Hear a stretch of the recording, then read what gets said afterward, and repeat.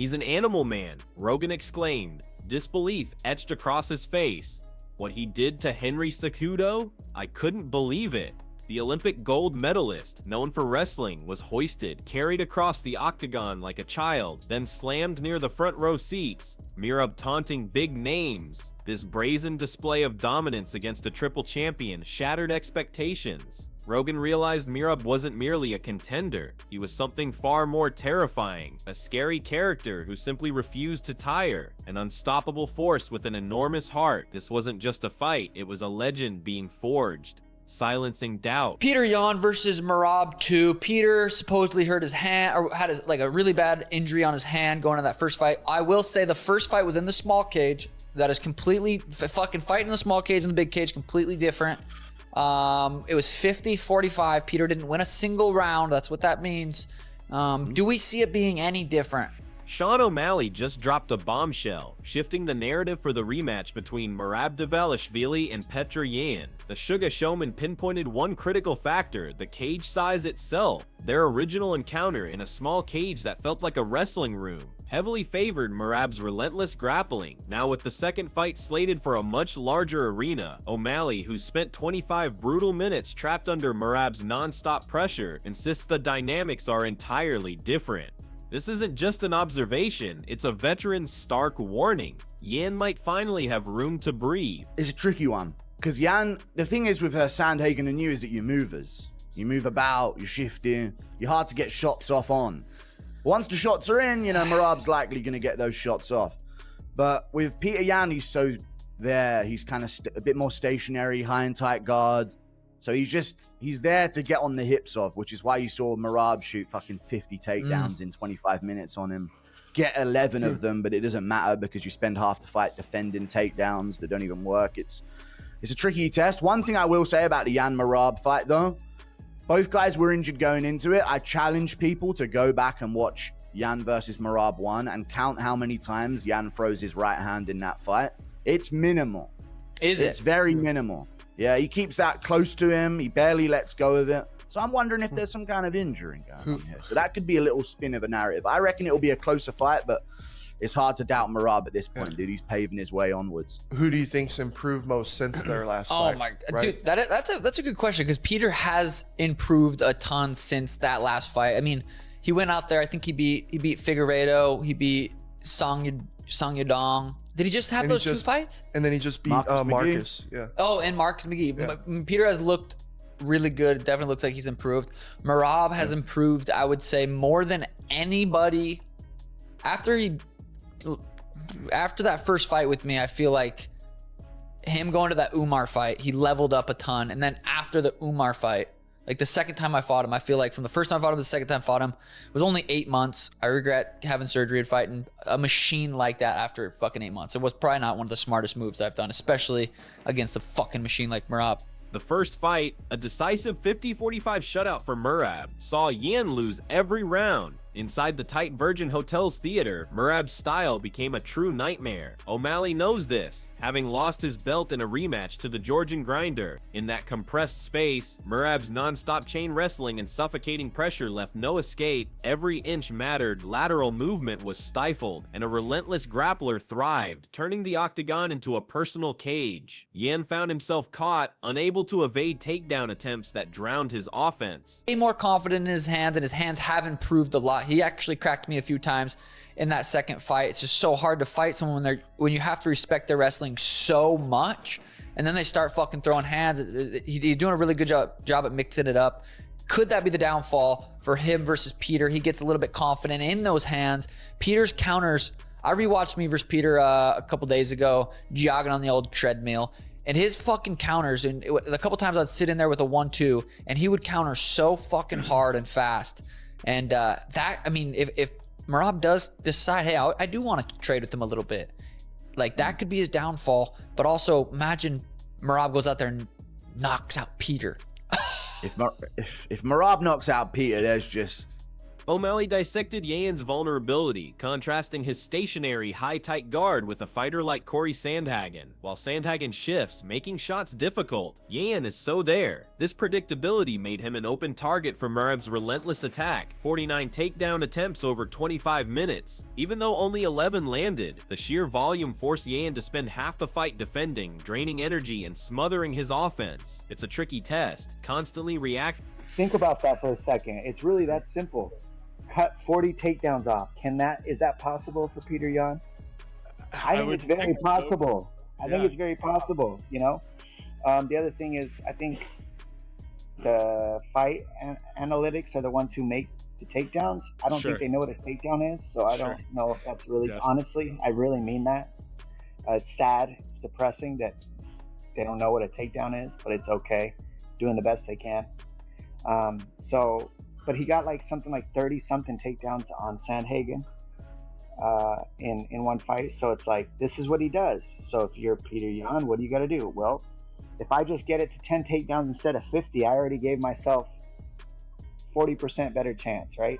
Yeah. Like, and how do you do that though with Merab's relentless style? Is it a footwork thing? Is it a distance thing? Like, this man won't stop. How do you even get space to put your own offense back? This is the thing that I made my style off of, is feints, fakes to break timing and rhythm, and angles. Now, if you're at an angle, there's no shot. You can't shoot unless they're in front of you.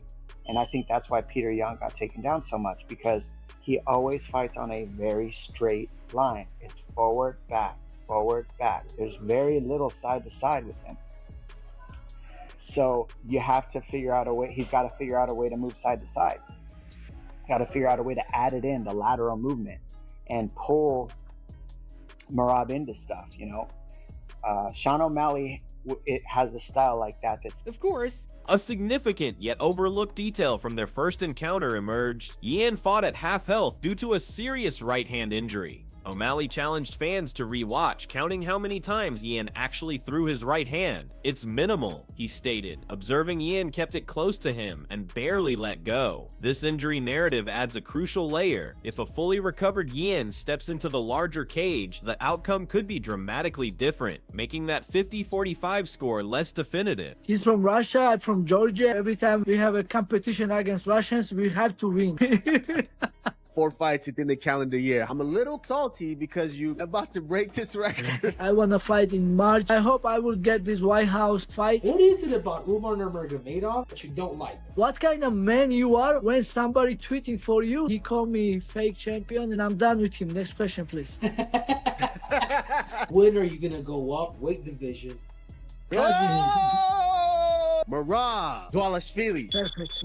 Now, fully recovered and riding a 3-fight win streak, Yan enters this rematch with renewed confidence and momentum. He's looked sharp, securing victories over formidable opponents like Song Yadong, Chris Gutierrez, and Marcus McGee. Yan has improved a ton since that initial loss, showcasing a sharper striking game and a more refined approach. This isn't the same compromised fighter. He's evolved, ready to rewrite the narrative, proving the first fight was far from his true performance. Aside from winning, keeping your title, is there any other goals that you have? Yeah, finish will be good, but we all know that nobody was able to finish Petr Yan. He has some split loss before, and only dominate. He has like all unanimous decision loss against me. Otherwise, he only lost split decisions. You know? So he's good, and I'm just focusing for this fight, get healthy and win this fight. That's all I want, but finish will be sweet. Merab too has shown tremendous growth since his first encounter with O'Malley. Merab has improved, I would say, more than anybody, O'Malley admitted, highlighting Merab's leveling up after his intense fight with Umar Nurmagomedov. Reflecting on his rushed return, O'Malley confessed, "I regret having surgery and fighting a machine like that after fucking 8 months. It was probably not one of the smartest moves." This insight from a direct opponent underscores just how formidable Merab has become, evolving into an even more dangerous machine. So Joshua Van versus Alejandro Pantoja, who who do you got? This is an interesting fight. Joshua Van hasn't been in the UFC very long. He hasn't even been fighting very long, and he's fighting Pantoja, who's kind of ran through the division, is an OG. I kind of think Van gets it done, but I also kind of think he doesn't. So I have two thoughts there. Well, I watched the fight, his last fight, when he fought Roy Val, right? Yep. Beautiful. That was a crazy fight. That was fucking such a sweet fight. He fought 2 weeks before that, knocked the dude out. So I haven't really got to watch a lot of him besides those 2 fights, and I don't really think they grappled much. Pantoja is a high-level black belt in jiu-jitsu and a high-level black belt. But yeah, I do think I can see where he takes the back, gets the job done. Merab's evolving striking game presents an unexpected threat for Yan. O'Malley revealed that in their second fight, Merab she cracked me a few times, showcasing a dangerous mix of wrestling and improved hands. This newfound confidence could be Merab's downfall if he decides to trade with Yan, who possesses devastating counters. O'Malley, recalling his own fight with Yan, warns of fucking hard and fast counters that could turn the tables, respecting Merab's wrestling, then facing his hands catches opponents off guard. 100%, because I have Kyoji, like my teammate, I conquered this belt in UFC. I know 100% about that. Because that Kyoji have a rising champ before, Bellator champ, and he just missed the UFC, you know. That's something he wants, you know. And I talked with him about that. And I think it's very special if he can do that. It's gonna be very special for me if I can win with the Joshua Van and defend the belt with Kyoji. It's gonna be a present. Dominic Cruz offered a technical dissection of Yan's primary weakness, predictable footwork. Cruz, renowned for his evasive movement, argued Yan fights on a straight track, moving only forward or backward, with minimal side-to-side adjustments, against a relentless pressure fighter like Merab, who needs a split second to dive into a takedown. This linear movement becomes a gift. It creates constant pathways for entries, making it easier for Merab to anticipate and execute his chain grappling. Yan's lack of lateral motion fundamentally simplifies Merab's game. I think this represents a lot. This chance to fight with someone very important for my life. And but I can't say, I don't want to think about that right now because I have Joshua Van, a very good fighter, you know. And but I know if I fight with Kyoji, it's gonna be very hard for me. Put in my mind, I need to hurt my friend, you know. But like I think if this happen, all the process about camps and everything, you can like feel better with that, you know. But like I need to focus in my opponents. Very dangerous fight. But I feel so happy to Kyoji back to UFC. Cruz believes fixing this habit, adopting lateral movement, attacking from angles, interrupting rhythm, and faking entries, could dramatically reduce takedowns. If I just get it to 10 takedowns instead of 50, I already gave myself 40% better chance, right? Cruz explained, this simple adjustment, cutting 40 takedowns off, could entirely transform the fight. It's about creating space and disrupting the relentless style of Merab, something Cruz perfected by building his own style off feints, fakes to break time and rhythm and angles. He was on Mighty Mouse's podcast. Yeah. No sauna, no cold plunge, no stretching. I don't do sauna or I don't do hot tub. No warm up. Shows up. I just show up, start to train. No, yeah, you're right. I don't warm up. I don't stretch much. You know, I just start straight training. And this is how he weight cuts. I stop eating. Since Tuesday night, I don't drink water or I don't eat. Merab, for his part, sees this rematch much differently. He admits entering the original meeting burdened by nerves, pressure, and the weight of facing a former champion. That night proved his capabilities, but he feels far more comfortable now. He refuses to become too relaxed, convinced that Yan won't underestimate him again. Merab believes Yan's biggest error was assuming Merab couldn't do much to him.